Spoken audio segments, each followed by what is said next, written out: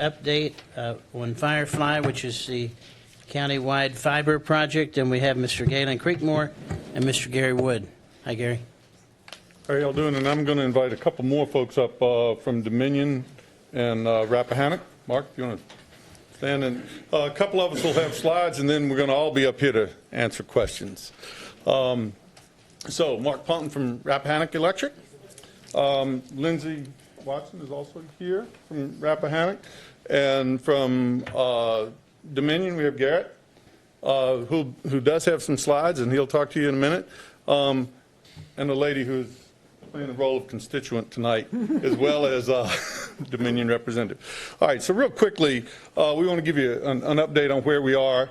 And I'll try to answer a little bit of the question that came up earlier. I will tell you that we have not gotten off to the type of start that we'd like, and we'll touch on that in a little bit. But let's talk about what has been done.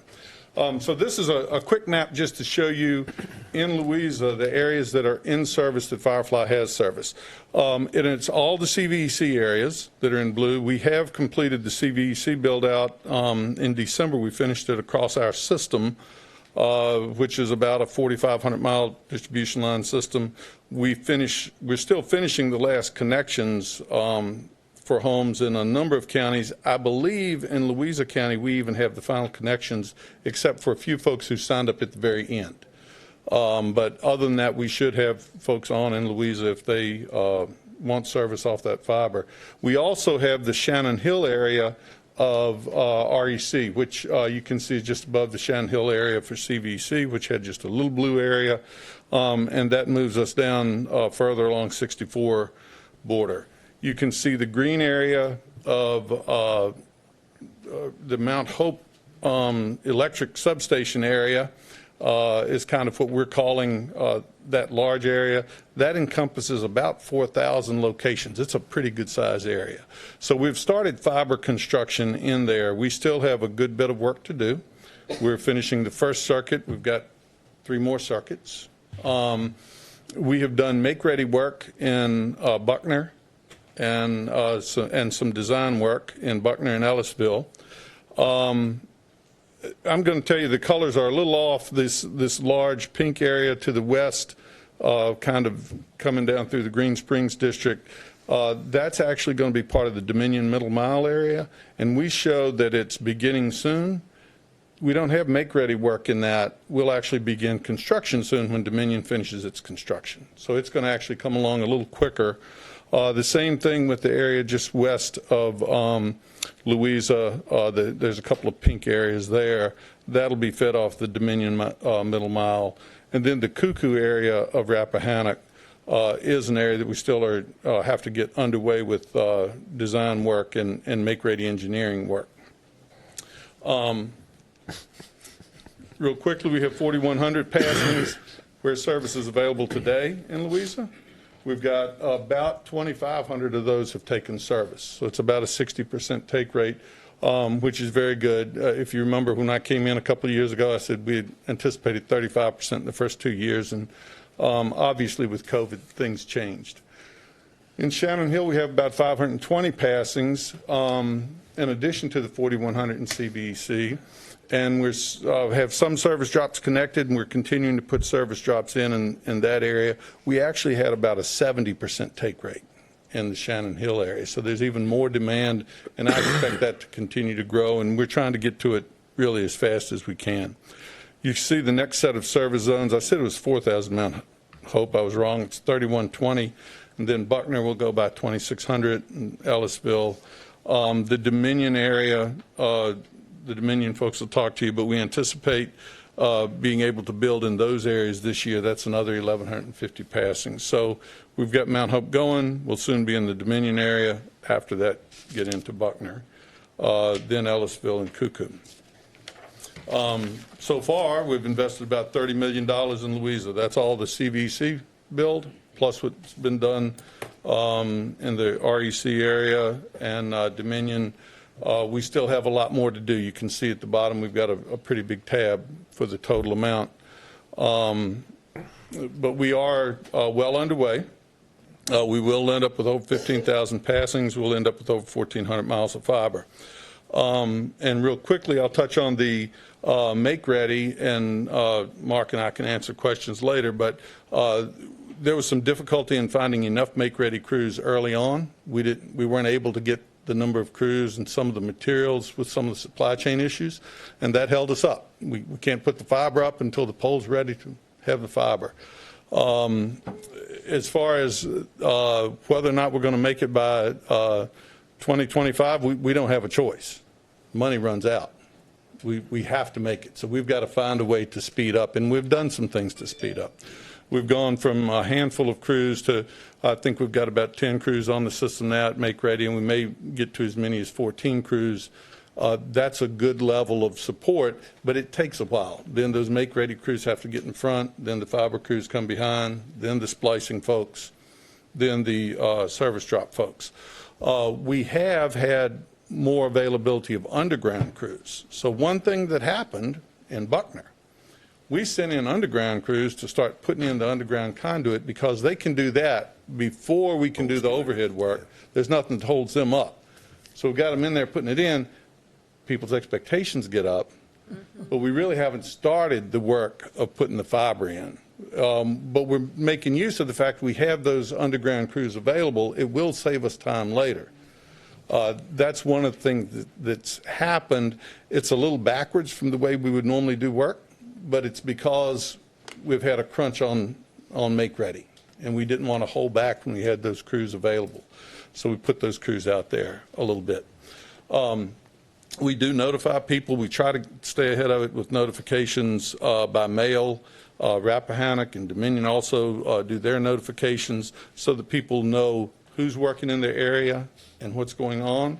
And our Make Ready letter says that we'll be doing Make Ready on the overhead structures, and we may also have underground crews in the area. So that's a quick snapshot of where we are. I'm going to let the folks from Dominion talk a little bit about their project, and then we'll be back to answer any questions.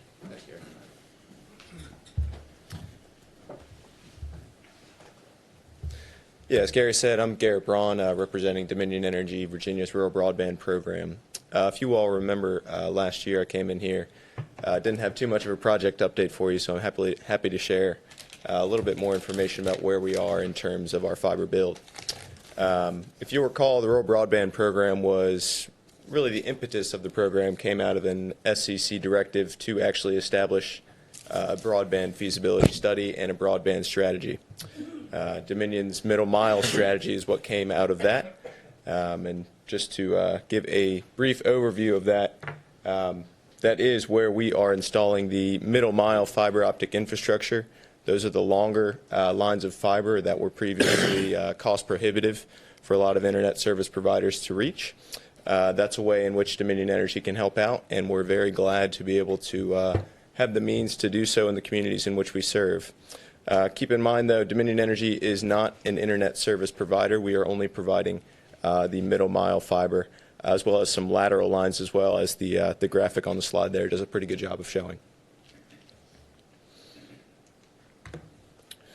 We're active in more than 20 counties, and we have 5 internet service provider partners. We're working with All Points Broadband, with Bark, Empower Rural Band, and Firefly in Central Virginia. We do plan to complete 500 plus miles of fiber this year. A brief update on Louisa County. 63 total miles of fiber. Of that 63, we've scoped all of it, and we are just about complete in terms of design. We do have 12 miles constructed, and we have a target completion of Q4 of this year. As Gary said, there may well be fiber construction going on in the areas as we finish up these projects piecemeal, but we do expect construction complete on these projects in Q4. We're happy to say that the towns of Gordonsville, Louisa, and Mineral have partnered with us to sign memorandums of understanding, showing their support for the program and allowing us to actually provide that middle mile fiber through the town. As Gary said as well, we are communicating with our customers throughout the process, and we've sent out letters to just about 1,700 customers there. The map is a little bit small up there on the slide, but it does show the routes that are labeled green. That's a complete route in the field, and then make ready has been a challenge for us in Louisa County as well. So you'll see some orange routes up there that are actually fiber complete but awaiting make ready. So in many cases, we can install the fiber and then have a make ready come by and do the pole replacement process after we've installed the fiber. And then the blue routes as well, you'll see up there are routes that we haven't quite started yet. Louisa County was approved by the SCC with our October application. Again, approximately 63 miles. You can see it up there on the map again. And then the other counties in which we're partnering with Firefly on, some of the areas in central Virginia are up there as well. As you can see, this is a massive, massive fiber project we're building across the state. And we're trying to get these fiber builds done as quickly as possible. I guarantee you that. I was fortunate enough to go out to the Green Springs area just the other day and capture some pictures of our fiber construction crews. This is at the intersection of Route 15 and Route 22. You can see up there, the poles do look like a bit of a mess out there, unfortunately, but there is some fiber getting strung up there about 6 inches below the neutral. And then if you look here on this final picture as well, you can see that the work being done here doesn't really create too much of a hang-up in terms of a traffic disruption. We've got our construction crews out there following all the proper protocols, directing traffic as they go about their business. So it's a brief project update from us. Mr. Chairman, can I say something? Yes. I'd like to thank you. I'm from the Green Springs District. I come through 22 and 15 on a daily basis. I've seen your crews out there. They move us along, but I don't think there's any citizen out there complaining because they all want fiber in that location, and it's a great sight to see, so thank you. Thank you. I'm happy to hear that. If you want to stay up for a minute, this is just a slide that gives people information for how to contact us or check online.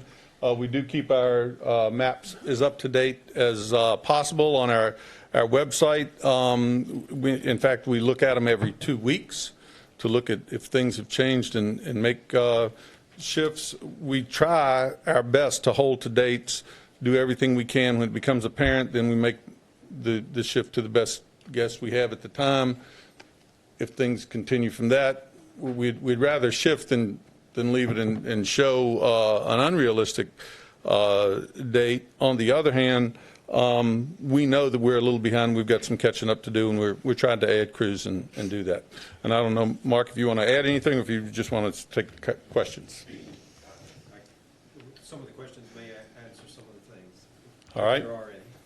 We'll be glad to answer any questions. We have every incentive to get people on as fast as possible. I've had several folks say, well, I'm assuming since you got grant money that you're sitting on your grant money and that's why you're not working. But we're actually hooking up 200 people every day, which is faster than we've been before. And we don't get the grant funds till after we complete the work, get it inspected, and then get it reimbursed. So we're out of the money until we get the work done, and then we can get funds back. So we have every incentive to get people on as soon as possible. Ms. Williams. Is that on a per circuit basis? On a circuit by circuit? Getting your money back from the grant. Is that on a per circuit basis? Yes, we can get it back, but we have to have the work actually complete. So each piece has to be complete. So you have to have like a circuit done. Yeah, but it's not the entire area. I understand. The circuit's within the areas. Okay.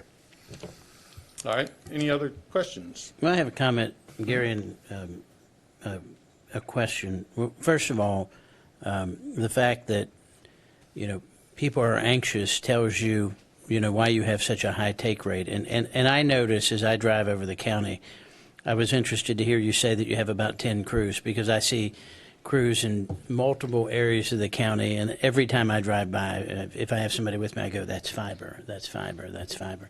But you did mention, and you've explained this to the board, because this board and the previous board had been working with you for 5-6 years, made a huge commitment to get this going. Mm-hmm. But you all referenced the make-ready work. I know what that means, but the people that just see your trucks, can you go into a little bit of detail? Because that's the hard part to get ready for the fiber. It actually is. It takes longer. So the electric distribution lines, as they're built for electricity, do not always have the clearance necessary to put fiber below the electric lines and still maintain the clearance above the roadways and fields.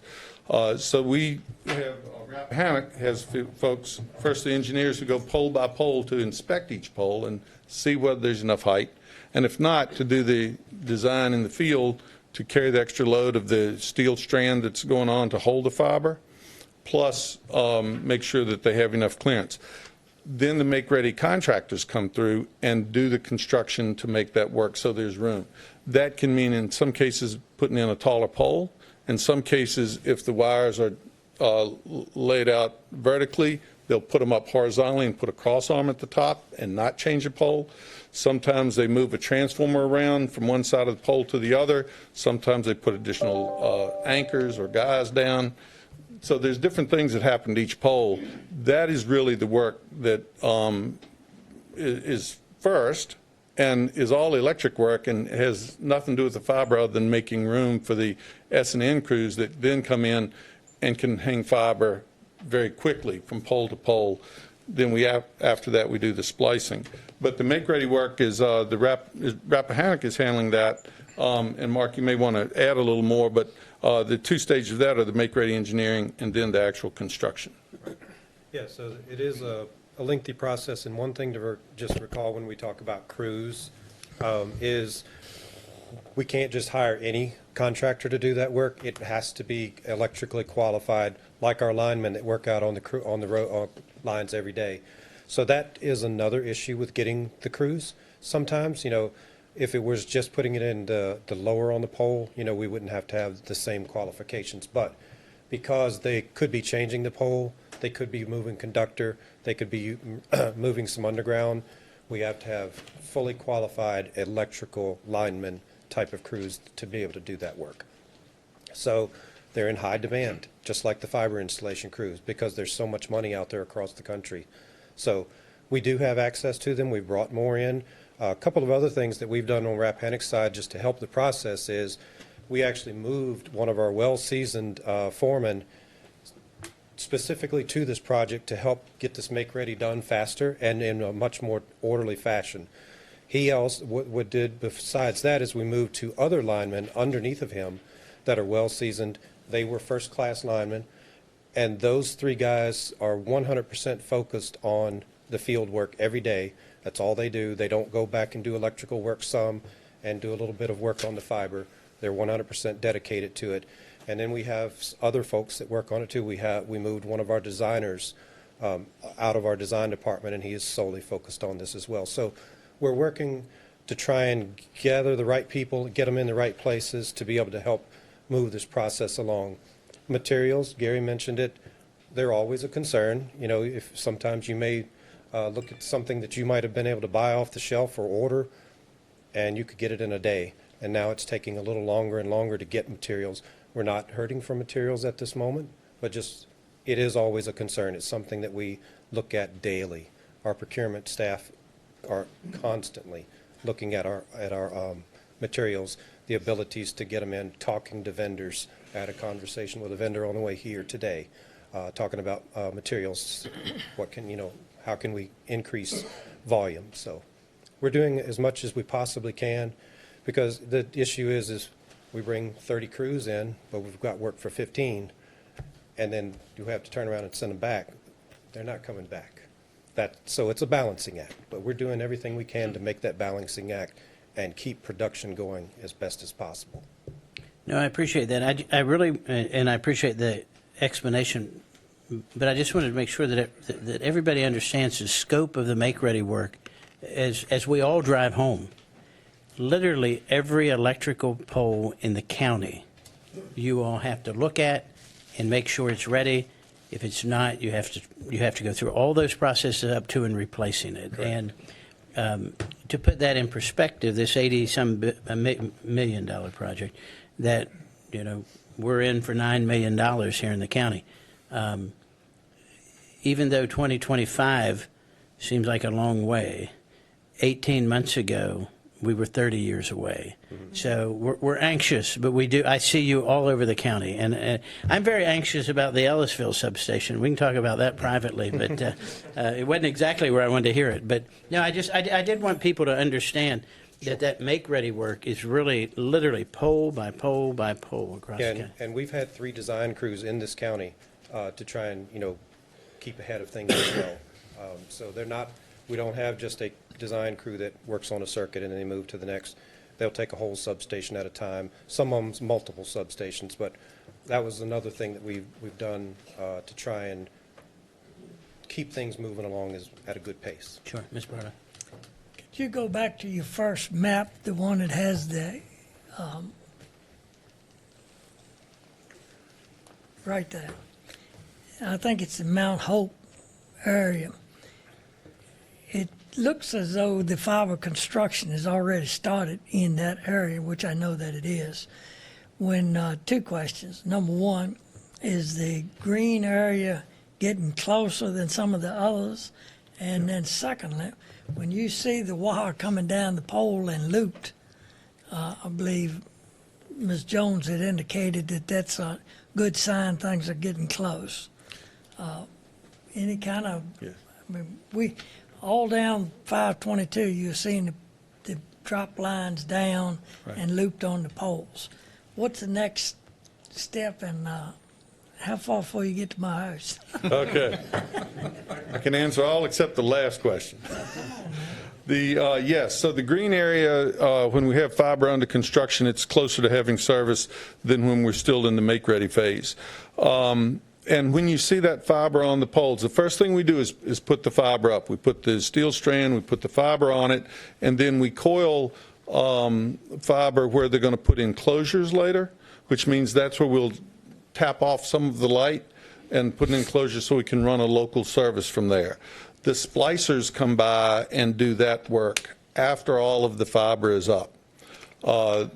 In fact, we are getting ready to, we've started construction on the Mount Hope communications hut. I think the concrete's been poured. We should have the hut set within the next week or 2. Within the next month, we'll have electronics in it, and we'll have our lasers so that when we get light into the hut, then we have light, and the splicers have to, they don't have to have light, but it allows them to test their splices, which they have to do before we can know for sure that the splice is good. So you'll see that coil of wire. Then you'll see smaller trucks with folks who are out doing the splicing on those individual small boxes and also doing large splices from reel to reel. There's some larger boxes that go on. So that is a good sign. That means we're getting closer, and there's probably 2 more steps before we get there. Ms. Barnes? Good enough. I have to be careful because I may be the only board member that got Firefly. No. I got 2. Yeah. There might be 2 of us that got it. With the exception of Dish and DirecTV, I think everybody's happy because I cut mine off as soon as I got it. But I want to thank you guys for what you've done. It's changed the lives of a lot of people. And as I said earlier on, with a lot of people doing telemedicine and things of that nature, it really, people working from home, it's been tremendous. And I want to thank you guys. You're doing a really good job. Well, I appreciate it. We've got really good partners. It's a huge project, and we're committed to it, and we are working as quickly as we can.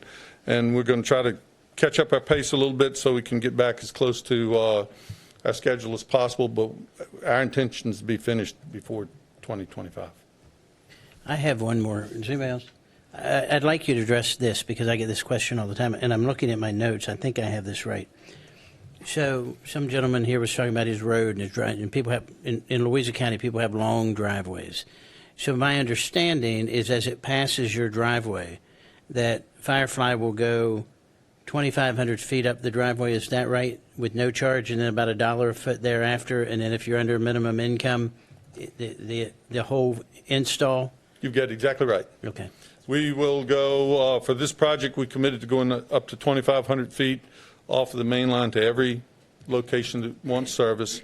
And for anyone that's low and moderate income, we'll go the entire way wherever you are. And beyond that, we charge, if you have a mile-long driveway, and you're able to afford to pay it, it may cost you $2,500, because we're going to charge about $1 a foot for that second 2,500 feet to get to you.